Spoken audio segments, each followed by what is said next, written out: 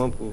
Madame, Monsieur, bonjour et merci de nous choisir pour un nouveau forum consacré à l'actualité politique au Togo. 19 août 2017, 20 décembre 2018, 16 mois de soubresaut politique pour aboutir à des élections législatives remportées par le parti UNIR déjà au pouvoir. On fait le bilan avec deux invités que je vous présente maintenant.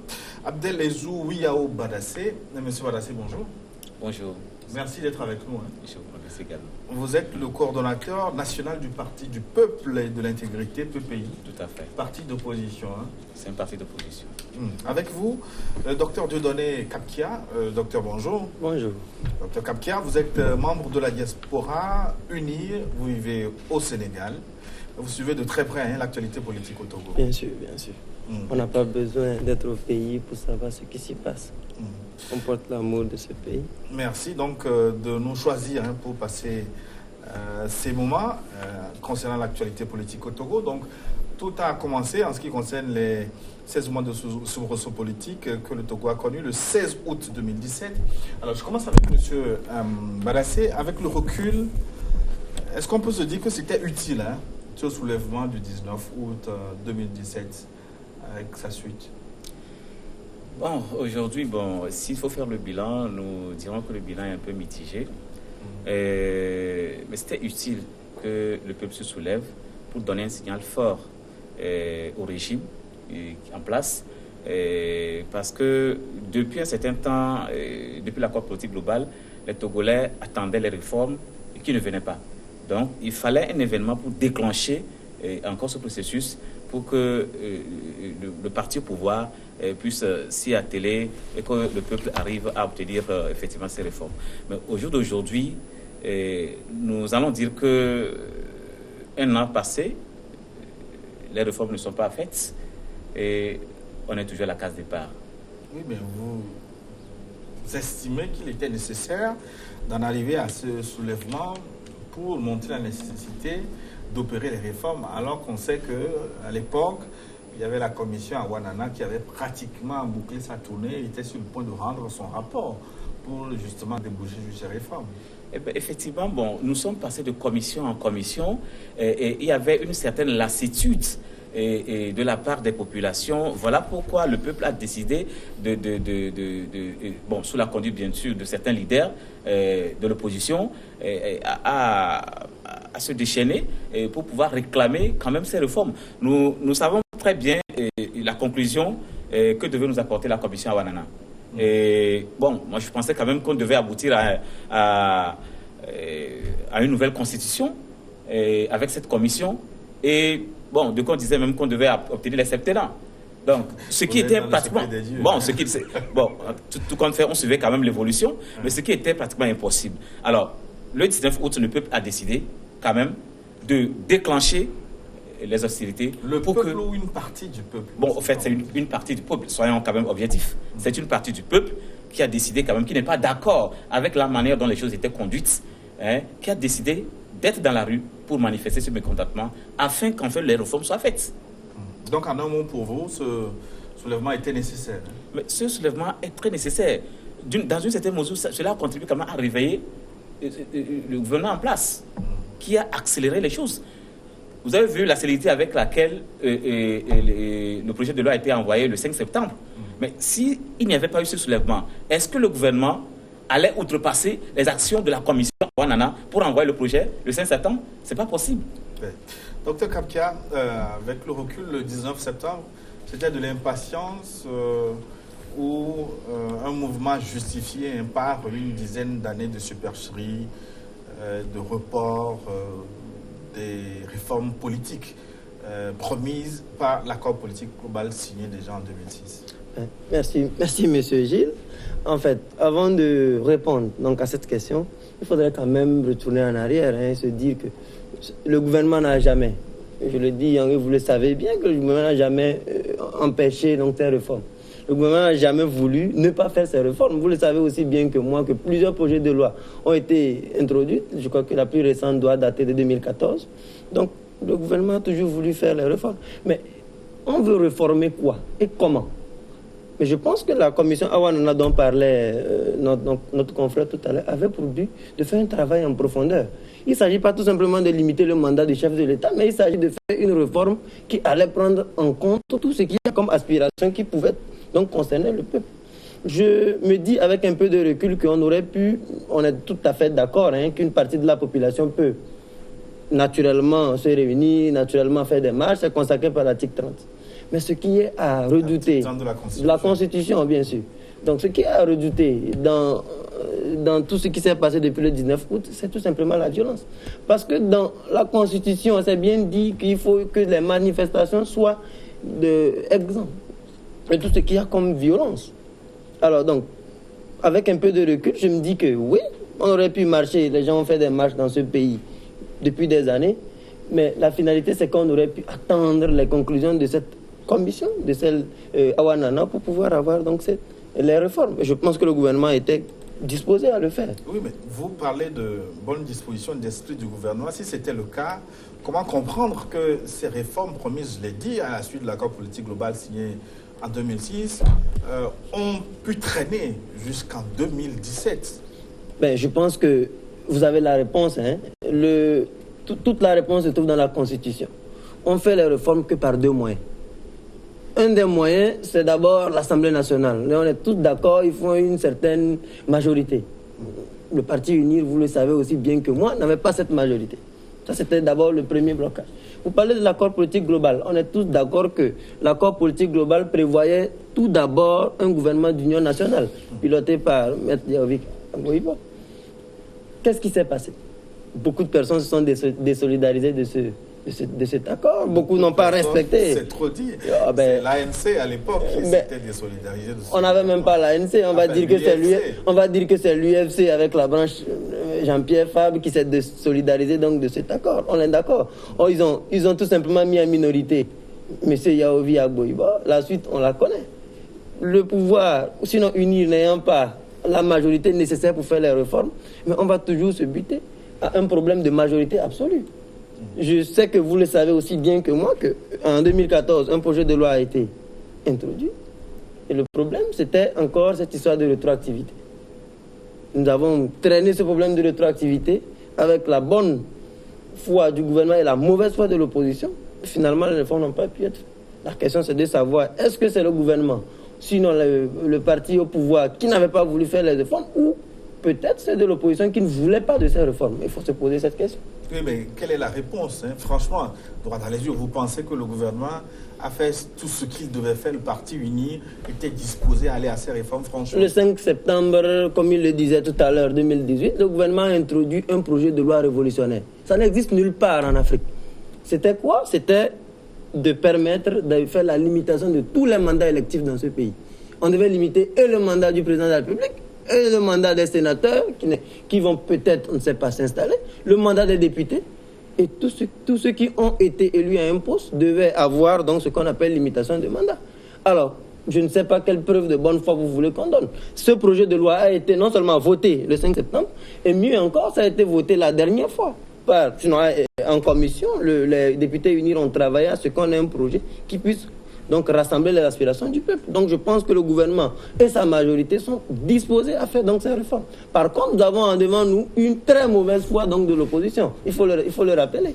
Avec les Yao, vous pensez que c'est l'opposition qui a mal joué pour ne pas obtenir ces réformes? Non, l'opposition n'était pas de mauvaise foi, il faut le comprendre. Je pense que nous nous sommes cachés derrière un mot, consensus. Et depuis l'accord politique global, c'est ce que le gouvernement avait mis en avant comme étant l'objectif qui n'était pas atteint pour pouvoir faire les réformes. Puisque entre l'opposition parlementaire et la majorité, il n'y avait pas de consensus par rapport à certains points. Alors, les réformes sont restées là. Je pense que nous devons être objectifs. Nous, au Parti du Peuple et d'Intégrité, effectivement, nous n'étions pas associés aux différentes marches pour les réclamations. Vous n'étiez pas associé ou vous n'avez pas souhaité? Nous n'étions pas associés d'abord parce que nous n'étions pas consultés et nous-mêmes, nous n'avions pas souhaité être associés parce que nous avons notre stratégie de travail. Et donc, tout dû, nous avons pensé que lorsque, à l'Assemblée nationale, les partis d'opposition et le gouvernement, ensemble, s'entendent sur un point par rapport à la limitation du mandat. Lorsque le gouvernement, tout de suite, amène la limitation de tous les mandats au poste électif, mais je pense que c'est une nouveauté. Mais est-ce que c'est ça que le peuple demandait? Ce n'était pas ça. En vérité, le nœud du problème, c'est la question de la rétroactivité. C'est ça qui bloquait. Alors, pour l'opposition parlementaire, il faudrait que, une fois les réformes adoptées, ça soit directement appliqué au mandat actuel du chef de l'État. Mais est-ce que c'est l'opposition qui constate l'application de la loi ou la Cour? Mais en réalité, c'était faux. Et c'est ce que nous avons dit, nous avons soulevé dans notre conférence de presse du 14 avril 2017, plutôt 2018, en disant, mais il faut quand même que l'opposition parlementaire accepte aller aux réformes. Aller aux réformes comment? En acceptant la limitation des mandats. Et maintenant, c'est à la Cour constitutionnelle de se prononcer sur l'applicabilité de ces réformes. Mais on ne peut pas se cacher derrière la rétroactivité et dire non, c'est parce que lorsque le gouvernement envoie un projet de loi, on a l'idée que le fort va se présenter encore en 2020, 2025. C'est une possibilité. Je pense que ça a été le jeu Nous avons accusé les deux partis, et l'opposition parlementaire, et unie, à qui aussi la situation arrangeait lorsque comment est-ce qu'on appelle, on n'arrivait pas à opérer les réformes. Donc, aujourd'hui, les deux camps doivent être accusés. Le peuple n'a pas les réformes aujourd'hui, et c'est ce qui est déplorable. Alors, on va aborder un autre aspect que vous avez soulevé tantôt. Il s'agit des violences qui ont engendré une quinzaine de morts durant ces 16 mois de parenthèse, on va dire, de ça. Qu'est-ce qui a amené les violences lors de ces événements? On a constaté que quand les manifestations souhaitées par l'opposition étaient autorisées par les pouvoirs publics, elles se sont toujours déroulées de façon pacifique. Les grabuges viennent lorsque souvent, soit les problèmes d'itinéraire se posent, ou lorsque les marches sont interdites. Alors, dans ces conditions-là, de qui provenaient les violences? Je pense que je vais d'abord rebondir à ce que donc le confrère vient de dire. Déjà, il dit qu'ils n'ont pas été consultés. Je pense que si j'ai quand même bonne mémoire, je pense que le parti est né en 2017. Les réformes, c'est bien avant. C'est depuis 2006 que nous commençons pas à parler de réformes dans ce pays. Rétroactivité, comme il l'a dit, je suis d'accord avec lui. C'est pourquoi je parlais de la très mauvaise foi. Parce qu'on ne peut pas interpréter une loi à l'Assemblée nationale, comme il le dit, d'une certaine façon. Quand les candidatures seront déposées, c'est à la Cour constitutionnelle de se prononcer sur qui est éligible ou pas. Oui, alors, mais c'est le parti au pouvoir uni qui s'était arc-bouté sur l'affaire de rétroactivité. Mais bien sûr, parce que c'est même écrit dans le Code civil. Une loi ne peut être rétroactive. Ce n'est pas une invention du parti uni, comme vous le dites. C'est bien écrit, tout le monde le sait. C'est un principe fondamental en droit. On sait que la rétroactivité de la loi, c'est un acquis. C'est un principe de droit, un principe de base. Tantôt vous parlez des violences. Vous savez, il faut que les gens soient un peu sérieux dans ce pays. Pourquoi? Parce que nous savons très bien que tout ce qui concerne, ce qui est manifestation, tout ce qui est organisation, réunion publique, c'est régi par une loi. Je le disais tantôt, c'est l'article 30. L'article 30 le dit clairement, il faudrait qu'on s'appuie donc sur la loi qui réglemente tout ce qui est manifestation publique dans le pays. Si vous faites une demande envers l'autorité, que l'autorité se rend compte que, il y a des éléments qui peuvent menacer donc la sécurité donc des Togolais, le gouvernement est en droit de pouvoir donc soit recadrer l'itinéraire. Ça, c'est l'article 17 qui le dit, si je ne me trompe pas, de la loi réglementant les manifestations. Donc, c'était pas compliqué. C'était tout simplement assez facile que ces leaders de l'opposition donc s'alignent derrière la décision de l'autorité qui a des éléments, au lieu de lancer donc des jeunes à vouloir braver donc l'autorité. C'est ce qui s'est passé. Mais est-ce que le gouvernement, à ce moment-là, n'a pas été pris au dépourvu, parce qu'on n'a pas senti toute une réaction prompte du gouvernement, on n'a pas su, ou en tout cas on avait l'impression que le gouvernement n'avait pas su ce qu'il fallait faire. D'abord, est-ce qu'il faut interdire les manifestations ou non? Est-ce qu'il faut organiser des contre-manifestations? Du coup, il y a eu une forme de cafouillage aussi. Déjà, ce n'est pas le gouvernement qui organise des contre-manifestations, on est d'accord. Oui, le parti au voilà. pouvoir. Non, mais ça, c'est autre chose. Mais si le gouvernement... Le premier responsable avec le Premier ministre, c'était même au premier rang. Le gouvernement, le conseil, hein. Le gouvernement n'organise pas de contre-manifestation, on est d'accord. De dire que le gouvernement ne savait pas quoi faire, je ne pense pas. Parce que la veille, je crois, le 18, si je ne me trompe pas, les ministres en charge qui devaient être impliqués dans la manifestation ont eu à tenir un point de presse où ils ont clairement dit ce qu'il fallait faire. C'est que les gens étaient assez, je vais le dire, peut-être que les gens avaient une certaine assurance que le 19 août c'était la fin. Ils étaient tellement sûrs qu'avec la violence, on n'en serait peut-être pas aujourd'hui assis.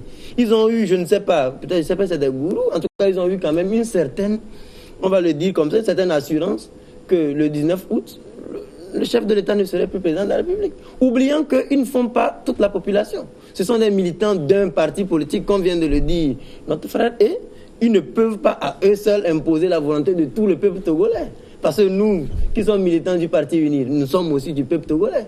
Alors les gens avaient une certaine assurance, ils se disaient que non, le 19 août c'était la fin. Et aujourd'hui, comme vous le dites, on est à l'heure du bilan. Oui. M. Badassé, les violences, à qui les attribuer? Je pense que les deux partis en ont la responsabilité et les organisateurs de la marche, parce que nous avons estimé que les marches n'étaient pas suffisamment encadrées de façon interne et qu'il y avait un peu de débordement.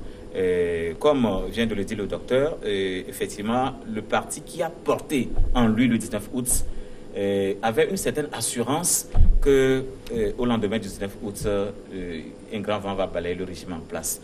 C'était le faux pas et les militants étaient dans cette euphorie-là le jour de la marche et puis c'est ça aussi qui a entraîné le débordement. Et nous avons regretté également que les forces de l'ordre ne se soient pas retenues devant aussi ce débordement, ce qui a conduit à la dégénérescence générale le 19 août. Donc, d'une façon générale, c'est le parti au pouvoir qui doit assumer aujourd'hui la journée du 19 août par rapport aux différents morts que nous avons enregistrés. Pourquoi? Parce que c'est lui qui n'a pas su encadrer les marches. Parce que quels que soient les débordements, je pense que les forces de l'ordre, avec toutes les formations qu'elles ont reçues, devaient pouvoir gérer la situation pour que nous n'arrivions pas à ces morts. Mais pourquoi, généralement, on assiste à des enquêtes dans des pays quand il y a mort d'homme, quand il y a manifestation, mais sous nos cieux, dans certains pays africains, quand quelqu'un meurt, on a l'impression que ce n'est pas aussi important qu'ailleurs. Mais qui le dit d'ailleurs? Je pense qu'il me dit tout de suite que le parti uni devait porter la responsabilité donc des violences. Je dis non. Parce que déjà, c'est justement parce qu'on sait qu'il y avait risque de débordement qu'on a demandé à ce que les itinéraires soient revus. Ce qui est assez marrant à la fin, c'est que malgré tout, ils ont quand même suivi l'itinéraire qui a été tracé. C'est ce qui s'est passé le 19 août. Celui qui dirige a un certain nombre d'éléments qui lui permet donc de pouvoir, comme on le dit, de pouvoir recadrer, de pouvoir donner un certain nombre d'orientations, d'accord, par rapport aux marches. Donc je pense, et je le répète, que vous dites non que les enquêtes, ben non, je pense pas. Je m'en tiens juste à la dernière. Je pense que le ministre de la Sécurité a fait une sortie pour situer un peu les résultats préliminaires de l'enquête. Je pense que ce n'est un mort, on est tous d'accord que c'est un mort de trop. Tout le monde aurait bien voulu qu'il n'y ait pas de mort. C'est pourquoi justement on demande aux organisateurs de pouvoir prendre, d'écouter l'autorité qui est en charge de l'encadrement de cette marche. Mais pourquoi il n'y a pas d'enquête approfondie pour situer les responsabilités, pour déterminer les circonstances dans lesquelles ces morts surviennent, s'il y a des sanctions? On n'a pas connaissance de ces genres d'enquête, ni des résultats. Je peux peut-être dire, comme vous l'avez dit, vous n'avez pas connaissance des résultats. Mais dire que ça ne se fait pas, je dis non, parce que je sais, et vous le savez, mais le gouvernement ne va pas venir se dédire. Le gouvernement, quand il y a mort d'homme, vous êtes tous d'accord avec moi que le gouvernement écrit toujours un communiqué. Et à l'issue du communiqué, on vous dit qu'il y a une enquête qui est en cours. Si vous voulez avoir les résultats de cette enquête, vous vous rapprochez sûrement de l'autorité. Si l'autorité n'a pas encore communiqué là-dessus, sûrement qu'ils n'ont pas encore tous les éléments qu'il faut pour pouvoir le rendre public. Je pense que ça, c'est le travail de l'autorité. Bon, moi, je ne suis pas tout à fait d'accord, parce que depuis que les manifestations ont commencé, tous les morts que nous avons enregistrés, à chaque fois, le gouvernement a toujours ouvert une enquête, mais l'enquête n'est jamais fermée. Depuis la mort de Douti et Sinandare, jusqu'au jour d'aujourd'hui, aucune enquête n'a abouti, franchement. Maintenant, qu'est-ce qui rassure les Togolais aujourd'hui? Qu'est-ce qui peut nous rassurer que c'est tel ou bien telle personne, ou bien telle partie qui porte la responsabilité des violences? Lorsqu'on ouvre une enquête, et jamais on ne la ferme. Nous ne connaissons pas les suites. Il peut s'agir d'actes isolés aussi. Ben, c'est vrai, mais je donne l'exemple seulement des derniers événements. Bon, la sortie, vous avez vu sur les réseaux sociaux avec moi du chef d'état-major, de ce qui s'est passé. Mais je pense que dans aucun pays, on ne peut voir ça. Comment est-ce qu'un général, pour une simple manifestation, va sortir? Mais comment est-ce que vous avez vu le militaire sortir son fusil? Mais on tire sur qui? Sur des animaux? Mais le ministre de la Sécurité a fait savoir que le chef d'état-major était sorti pour vérifier les dispositifs de sécurité mis en place. Alors, c'est dans cette vérification qu'on sort les fusils maintenant? C'est pour faire quoi? Mais c'est pas possible, c'est pas compréhensible. Mais voilà pourquoi on s'inquiète. On s'inquiète de la capacité de nos forces de l'ordre de pouvoir encadrer les manifestations. Et avec ça, on pouvait dire que c'est ce qui cause quand même les débordements lors des manifestations, les violences. Lorsque vous sentez que vous n'êtes pas en sécurité, c'est grave.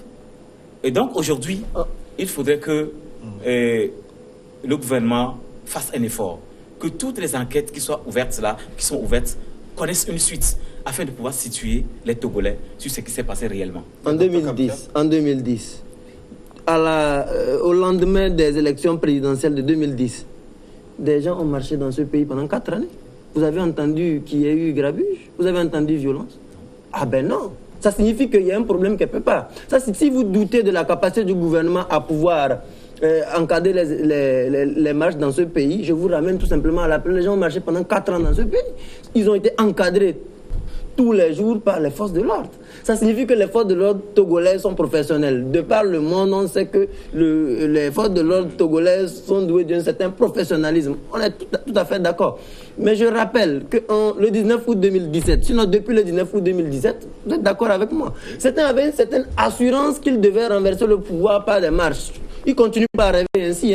Nous les accordons parce que c'est ça la démocratie. La démocratie, c'est aussi que j'ai mon point de vue et qu'en face, l'autre ait aussi un point de vue contraire. C'est normal. Mais certains continuent pas à penser que par les manifestations, ils pourront renverser le régime en place. Oubliant que la seule voie pour pouvoir prendre le pouvoir dans un pays, ce ne sont que des urnes. Voilà, vous parlez du 20 décembre, voilà l'occasion qu'ils viennent de rater parce qu'ils n'ont pas compris qu'il faut passer par les urnes pour pouvoir gérer un pays.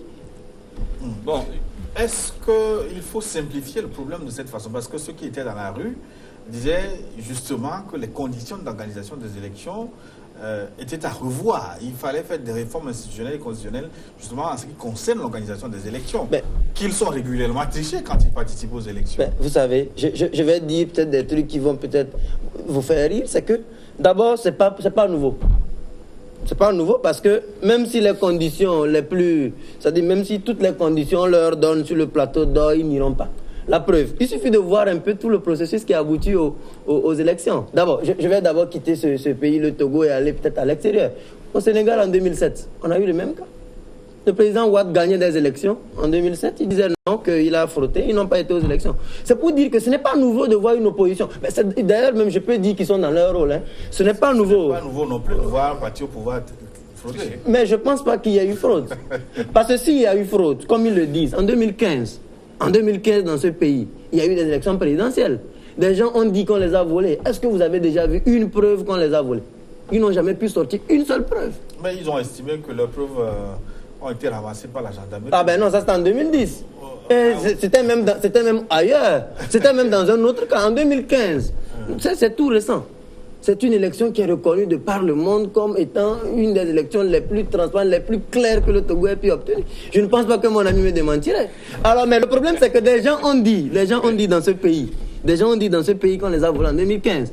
Ils ont fait marcher des gens parce qu'on les a volés en 2015. Mais finalement, on a obtenu quoi? C'est pour vous dire que, vous savez, c'est trop facile. C'est-à-dire que quand on a peur, et je vais le dire, je vais peut-être le dire ainsi, les gens ont peur des urnes. Parce qu'ils savent qu'ils ne peuvent pas gagner les élections au Togo. Pas parce qu'on va les frauder, mais parce que le parti UNIR est implanté. Pendant une année, tenez-vous bien, les gens n'ont fait que marcher dans ce pays. En ce moment, pendant une année, sinon une année et plus, le parti UNIR a pris le temps de s'implanter, même jusqu'au canton, au village, même jusqu'aux maisons. Vous voulez battre un parti qui est implanté comme ça? Je pense que non. Et je pense que c'est cette peur qui fait que finalement on trouve à côté des arguties du genre fraude et tout ça. Je vais vous prendre sur un exemple avant de passer la parole. Bien sûr. Une des revendications de l'opposition, c'est par exemple le découpage électoral. Le découpage en ce qui concerne les élections législatives. Comment expliquez-vous que dans le même pays, dans certaines zones, on peut élire un député avec 10 000 voix, alors que dans d'autres, il faut 100 000 voix pour élire le même député? Est-ce que le déséquilibre n'est pas trop grand? Parce que l'opposition donne cet argument, parce que dans ces zones, les zones dans lesquelles elle se sent forte, il faut beaucoup de voix pour élire un député, alors que dans les zones de parti au pouvoir, il faut moins de voix pour élire un député. Vous savez que ce qu'elle dit, ça ne tient pas la route. Déjà, on ne fait pas. Le papier, c'est quand même. En fait, justement, un découpage électoral ne se fait pas sur le papier. Ça prend en compte au-delà. Si n'en tenait que ça, il suffisait tout simplement pour faire le découpage électoral. On prend le nombre de millions de Togolais qui doivent voter, on disperse par le nombre de préfectures, et puis c'est fini, on a un quotient qui nous permet d'élire des députés. On choisit un député en fonction d'un certain nombre de réalités. Et vous êtes d'accord avec moi qu'on ne peut pas. Si au nord, d'abord, le premier critère qui permet de choisir un député, c'est d'abord la densité de la population. On ne peut pas avoir un même nombre à Lomé et avoir le même nombre, je ne sais pas, au nord, où on sait que la densité à Lomé elle est assez forte. Ça, c'est un. Il y a d'autres facteurs. On est tous d'accord qu'il y a d'autres facteurs qui rentrent en compte dans le découpage et l'attribution des sièges. Et je pense aussi que si vous pensez que, je le dis encore, vous pensez qu'il y a travail à faire sur le découpage électoral, ce n'est pas compliqué. Ça ne se fait pas dans les rues. Ça se fait dans un endroit très clair, c'était l'Assemblée nationale. Ce n'est pas dans les rues. Bon, avant d'intervenir sur ce point, je voudrais rebondir par rapport à ce qu'il avait dit concernant les élections de 2015, que les élections au Togo étaient toujours claires. Et moi, je dis, UNIR bénéficie quand même d'un certain atout que les partis d'opposition n'ont pas. UNIR utilise par exemple les moyens de l'État. Pour toute élection, vous allez voir des véhicules de l'État qui sont mis en branle. Les ressources humaines, matérielles, sont acquises à la cause du parti au pouvoir. Mais avec ça, comment voulez-vous que ce parti ne gagne pas lorsque vous utilisez les moyens de l'État? Donc, je ne vais pas aller loin. Oui. On vient de finir l'élection le 20 décembre. Vous avez vu les moyens de l'État le 20 décembre 2018? Sinon, vous avez vu les moyens de l'État du 4... Tous les préfets, tous les chefs cantons sont mobilisés. Moi, je vais vous poser une question. C'est parce que je suis préfet. Non, je vous pose une question pour que je n'oublie pas. C'est parce que je suis préfet que je reçois la question de lui. Non, monsieur Gilles. Transmettez-lui alors ma question. C'est de savoir, est-ce que parce que je suis préfet, ou bien je suis, je ne sais pas, de la fonction publique, que je ne peux pas avoir un parti? Je sais pas je donne un exemple banal. Oui, pour un meeting d'un parti politique de l'opposition, mais il faut faire des pieds et des mains dans la préfecture. Ah bon? Malgré les démarches, c'est une vérité. C'est une vérité. Vous m'informez. Lorsque c'est le parti qui vient, le parti, il ne fait même pas... je ne vérifie pas, mais je sais qu'on ne fait même pas des demandes. Mais lorsque on nous demande, nous, partis politiques de l'opposition, de pouvoir respecter un certain nombre de dispositions avant de pouvoir faire notre meeting, mais on le fait. Mais avec ça, les préfets toujours interviennent. Il ne sait pas le chef canton par ici, c'est le même par là, pour enfreindre à nos droits. Je suis content que vous avez dit que vous n'avez pas vérifié. Donc, puisque vous avez dit, je pense qu'on va s'arrêter là. Parce que tout compte fait, reconnaissez que le travail n'est pas facile. Le parti au pouvoir ne facilite pas le travail aux partis politiques de l'opposition sur le terrain. Et déjà, mais c'est quelque chose qui va dans votre avantage. Lorsque vous ne permettez pas à votre adversaire d'aller parler aux populations, mais tout compte fait, c'est de la triche. Je pense que, franchement, M. Gilles, il a dit un certain nombre de choses qui, à la limite, qui me font rire. Parce que, vous savez, imaginez, déjà, vous dites que non, les préfets sont mobilisés. Je dis et je répète encore. Moi, j'ai vu des images, quand le préfet va, d'abord, quelqu'un qui est de la fonction publique. Ça ne veut pas dire que je suis de la fonction publique que je ne peux pas être du parti au pouvoir. De la même façon, ce n'est pas aussi interdit d'être donc de l'opposition. Ça, c'est d'abord un. Et donc, ceux dont vous venez de citer, ce sont des fonctionnaires de l'État qui peuvent, et je ne pense pas que c'est interdit. Ça, c'est un. Vous dites non que vous parlez d'un moyen de l'État. Moi, je n'en ai pas vu. Je sais que là, je ne vais pas remonter. Je m'arrête tout simplement au 4 décembre. Au 18 décembre, c'est la campagne la plus récente. Je n'ai pas vu de moyens de l'État. J'ai vu quand même des militants du Parti Unir sortir sur le terrain. J'ai vu des militants du Parti Unir aller de leur propre chef aller faire campagne. C'est ce que moi j'ai vu. Si vous avez vu les moyens de l'État, c'est autre chose. Vous dites qu'il y a un certain nombre de démarches, que le Parti Unir ne fait pas. Je ne vais même pas rebondir parce que vous avez vous-même, vous avez votre réponse. Parce que vous avez dit que vous n'avez pas vérifié. Je pense que le Parti Unir, c'est le Parti Unir, le gouvernement, c'est le gouvernement. C'est pourquoi il faut d'emblée faire une différence bien nette. C'est bien vrai que la majorité parlementaire s'est unir, ça signifie que le gouvernement peut s'appuyer sur la majorité parlementaire, mais la Constitution permet de pouvoir distinguer de façon assez claire le gouvernement de la République togolaise et le Parti Uni qui est le parti au pouvoir. C'est clair. Monsieur Badassé, quand on voit la fin, qu'on peut considérer comme le 20 décembre 2018, avec cette élection remportée haut la main par le parti au pouvoir, est-ce qu'il faut se dire que tout ça pour ça? Oui, tout ça pour ça, c'est ce qui est répétable aujourd'hui. Le 19 août, je pense que le peuple avait... une partie du peuple, si vous le permettez, une partie du peuple avait réclamé les réformes. Nous, au Parti du peuple et d'intégrité, ce que nous avons regretté, c'est le radicalisme de ceux des leaders politiques qui étaient devant cette partie du peuple. Et c'est ce que nous avons regretté. Le 5 septembre, on pouvait obtenir quand même les réformes. Le Togo pouvait obtenir les réformes avant de voir la suite. Et je pense que c'est des erreurs comme ça que nos frères de la C14 ont commis, et qui ont coûté aujourd'hui à toute la classe politique de l'opposition. Simon, vous qu'en ce temps, on pouvait avoir les réformes.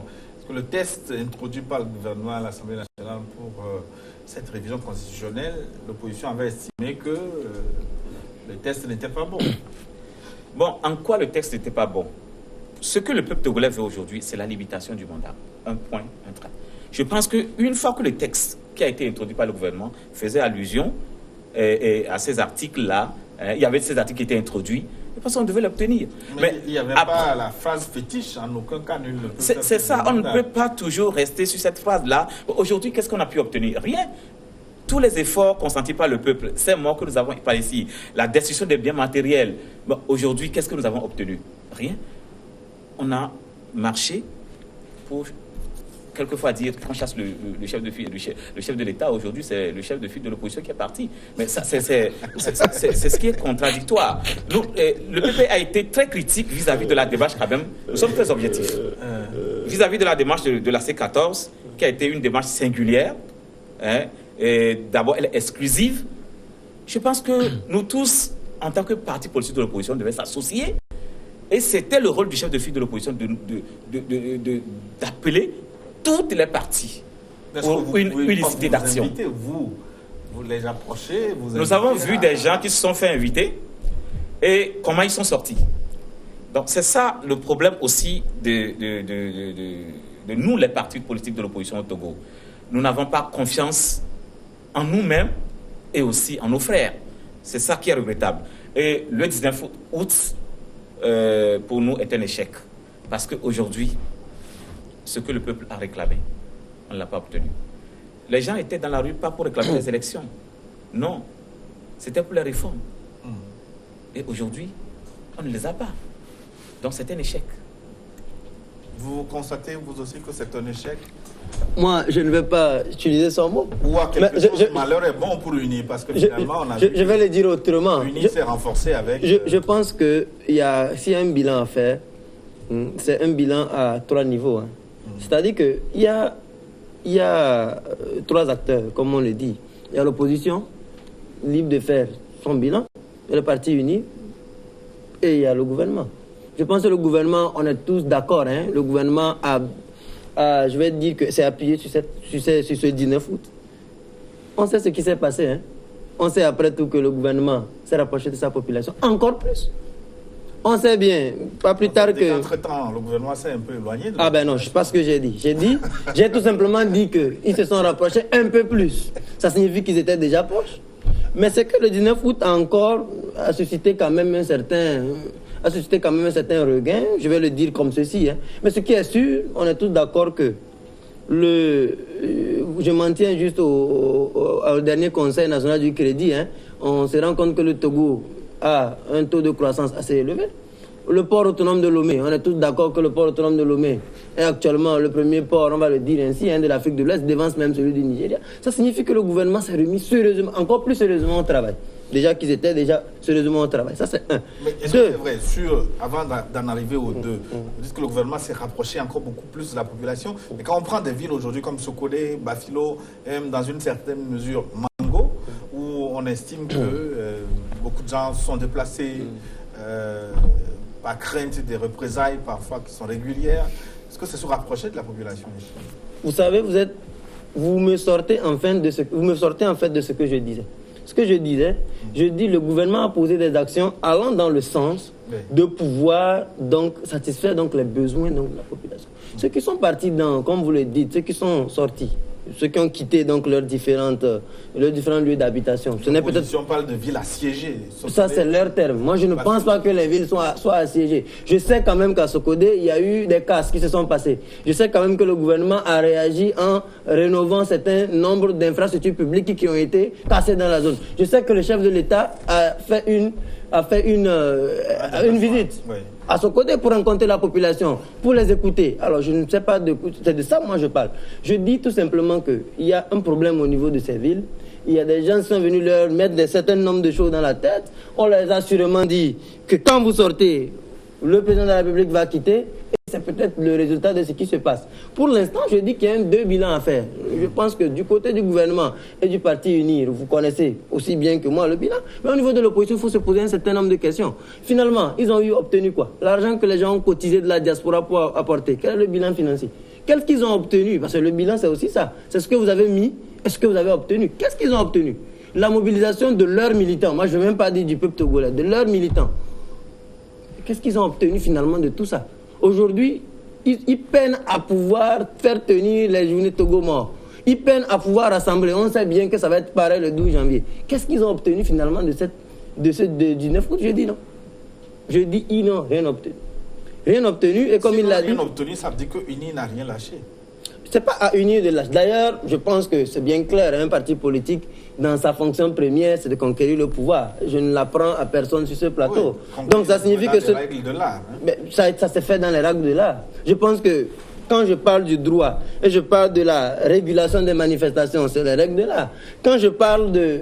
Il faut faire les réformes, mais il ne faut pas les faire dans les rues, il faut le faire à l'Assemblée nationale, avec une majorité qualifiée, c'est aussi ce qu'on appelle les règles de l'art.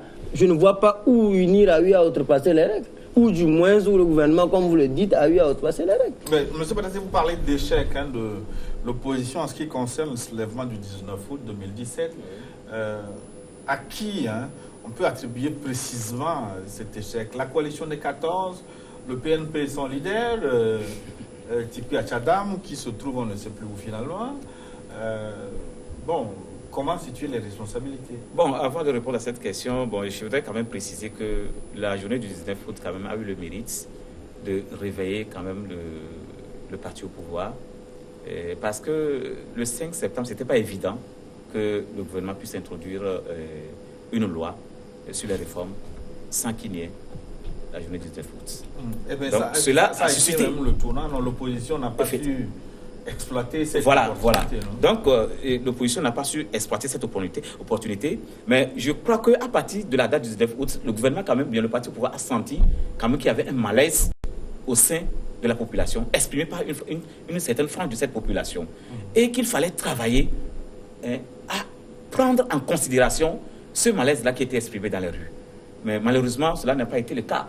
Bon, à partir du moment où, je ne sais pas c'est quelle année le nouveau découpage a été fait, mais je me suis dit, face à ce nouveau découpage-là, UNIR est bien parti pour avoir les 4/5e des députés à l'Assemblée nationale prochaine pour pouvoir faire lui seul les réformes. Je l'avais dit auparavant et c'est ce qui est arrivé aujourd'hui. Bon, quant à la faute, non, nous savons quand même, il faut aller chercher dans les 18 indépendants ce qui s'est passé. On ne va pas tout dire quand même sur ce plateau. Ah oui. Alors, aujourd'hui, nous n'allons pas attribuer, la faute elle est collective. Toute la classe politique de l'opposition doit endosser la responsabilité de cet échec. Aujourd'hui, la C14 doit savoir qu'elle a échoué dans sa lutte et qu'il faut maintenant repenser cette lutte. Alors, nous au PPI, nous pensons à une nouvelle stratégie. Nous disons qu'il faut changer de langage, changer de terrain politique. On ne doit pas rester toujours dans les marches, dans les contestations, dans le radicalisme. Cela n'a jamais abouti. Et c'est ce que nous disons aujourd'hui. Il faudrait qu'une nouvelle classe politique émerge au sein de l'opposition. Mais c'est ce que vous aviez longtemps dit. Vous avez même produit. Lorsque nous réclamons l'alternance au sommet des élections législatives, mais en fin de compte, on ne vous a pas vu. Lorsque nous réclamons l'alternance au sommet de l'État, il faudrait que cela commence quand même dans nos officines politiques. Oui. Et je pense que chaque parti de l'opposition est concerné. Oui. Pourquoi vous n'avez pas participé aux dernières élections? Bon, nous n'avons pas participé parce que c'est une raison qui est propre au PPI. Nous venons de naître à peine, ça fait 15 mois. Donc, nous nous attelons quand même à nous implanter sur le terrain pour qu'on ait une base solide avant on ne pouvait pas s'aventurer tant que nos bases ne sont pas solides. Mais vous ne pouvez pas vous associer à notre parti, former une coalition pour vous battre ensemble? Au Togo, il est difficile de faire des mariages politiques. Il faut bien étudier quand même son partenaire avant de s'y aventurer. Donc, nous sommes en étude. Ce n'est pas impossible. Demain, le PPI pourrait être amené à s'associer avec un parti avec lequel il partage les mêmes aspirations. Mais pour boucler cette première partie de notre forum, Dr Kamkia, est-ce qu'UNI ne s'est pas renforcé à travers les élections législatives? UNI n'a pas survolé cette crise avec le soutien de la CEDEAO? Soutien de la CEDEAO, ben non. Je pense que nous avons peut-être des gens qui sont en face. Je parle des opposants. Nous avons des opposants politiques qui ne savent pas ou bien qui ne prennent pas la hauteur de ce qu'on leur demande de faire. Je pense que même avant de répondre, le confrère parlait tantôt du 5 septembre qui n'aurait pas eu lieu. Je ne suis pas aussi sûr parce que c'est tout comme s'il est dans le secret des dieux. Vous avez tout à l'heure dit que la commission de Awanana était en train de faire une tournée. Est-ce que vous saviez quand la commission devait rendre son rapport au chef de l'État? Ben non. Est-ce que si le rapport est rendu au chef de l'État, est-ce que vous savez si le chef d'État allait introduire un projet de loi? Vous ne savez pas. Est-ce que vous savez si ça allait se faire le 5 septembre? Nous deux, nous ne savons pas parce que nous ne sommes pas dans le secret de Dieu. C'est pourquoi je dis et je répète encore que le 19 août, oui, mais c'est que le problème, ce n'était pas le 19 août. Le problème, comme vous l'avez dit, ce sont les réformes. Mais si vous convenez avec moi que le 19 août, les gens s'attendaient plus, pas aux réformes, mais beaucoup plus au départ du chef de l'État. Est-ce que les gens sont mis dans la tête? On parlait d'abord de réformes, c'est quand les réformes ne passaient pas. Oui, mais vous avez tous lu les slogans le 19 août. Hein? Bon, on ne va plus y revenir parce que c'est un jour oublié. On ne va plus revenir à ça. Mais je pense et je répète que la CEDEAO, c'était l'arbitre.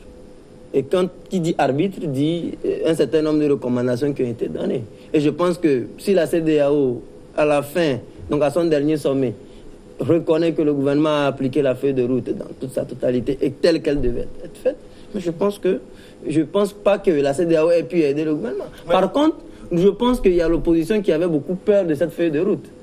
Et des retombées qu'il aurait pu y avoir. Mais l'opposition crie halo sur le baudet, estimant que la CEDEAO a été un mauvais arbitre. Qu'en pensez-vous? Mauvais arbitre dans quel sens? La feuille de route est assez claire.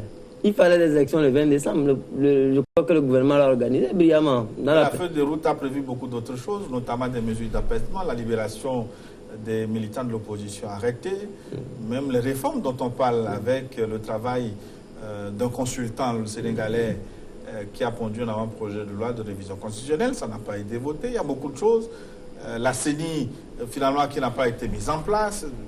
Malgré tout ça, la CEDEAO a estimé que la feuille de route a été parfaitement respectée. Ben, vous pensez sincèrement... Anguille sous roche. Vous pensez... Vous avez tout à l'heure... Je vais tout simplement parler... Je vais parler des 2 points. Je vais juste m'attarder sur 2 points. Vous avez parlé du travail de la CENI, de l'expert qui a été commis par la CEDEAO. Mais il faudrait lire le travail de cet expert pour comprendre aisément que, déjà, le travail de l'expert n'avait jamais, je ne suis pas sûr, l'ambition d'être voté en l'état. Ça, c'est un. Quand vous lisez le rapport, ce qui fait encore rire, c'est que quand vous voyez, après que le rapport soit envoyé aux leaders de l'opposition, mais qu'est-ce qu'ils ont fait? Ils ont écrit quand même une lettre, où ils ont quand même dit qu'à l'intérieur de ce rapport qui a été envoyé, il y a quelque chose qui clochait, c'était le minimum pour pouvoir valider une élection. Ils ont écrit. Mais ça signifie qu'ils savent très bien que ce projet de loi n'est pas... Mais ça a été corrigé. Mais je ne refuse pas, mais ça signifie justement, s'il doit y avoir des corrections, ça signifie que tant qu'un projet de loi était déjà à l'Assemblée, il fallait quoi? Il fallait tout simplement, puisqu'ils sont à l'Assemblée nationale, faire des amendements. Donc c'est déjà un meilleur moyen, c'est le seul moyen d'ailleurs que l'opposition disposait en ce moment. C'était assez simple. Vous parlez de la CENI comme s'il n'y a pas beaucoup de concessions qui ont été faites. D'abord, il y a eu un vote qui a été fait à l'Assemblée nationale. Vous êtes témoin, le net, au but. Oui, après plusieurs tergiversations, bien sûr. dire, hein, est-ce que l'UFC sortait ou non? Mais finalement, l'UFC est sorti. Mais après le recensement électoral, donc tout ça, oui, mais je ne comprends pas. Pour décourager l'opposition. Mais ce ne sont pas des manœuvres. Le recensement électoral, je pense que c'est un recensement électoral qui a été fait. Vous ne pouvez pas venir demander une reprise totale du recensement électoral. Parce que le recensement électoral a un coût. Je ne sais pas si les opposants, en le proposant, ont proposé des moyens de financer une reprise du recensement électoral. Je ne suis pas sûr. Parce que le recensement électoral, ça a un coût. Mais de tout compte fait, il y a eu quand même une solution médiane qui a été trouvée. 3 jours ont été donnés pour que ceux qui n'ont pas pu se recenser puissent se recenser. Je pense que je ne me trompe pas. 3 jours ont été donnés, ils ont encore boycotté. Après, c'est une question de il faut donner la présidence de la CENI à un étranger. Mais je pense que franchement, on est peut-être tombé sur la tête parce que si vous allez en Guinée, le pays qui fait la facilitation, qui a fait la facilitation, on va le dire ainsi, hein, dans notre crise, mais le président actuel pour être élu, il a eu la chance de bénéficier de ça. Hein. Il y a eu un président de la CENI qui était étranger. Il avait 18%. Au premier tour, au deuxième tour, il a gagné. Ça signifie qu'avoir un président étranger à la tête de la CENI ne signifie pas forcément que vous aurez une élection transparente et claire. Mais ça signifie que vous devez vous faire confiance en Togolais. Il suffisait tout simplement à l'opposition de récupérer ces 8 places, d'ailleurs, qui ont été votées à l'Assemblée. Et la Cour constitutionnelle attendait tout simplement un serment. Ils ne l'ont pas fait. En tout cas, on va revenir sur ce sujet, surtout qu'il me semble que M. Badassi a beaucoup à dire sur le sujet, ce DAO. On marque une pause, si vous le souhaitez bien, pour une nouvelle édition du journal. On se retrouve dans une dizaine de minutes. À tout de suite.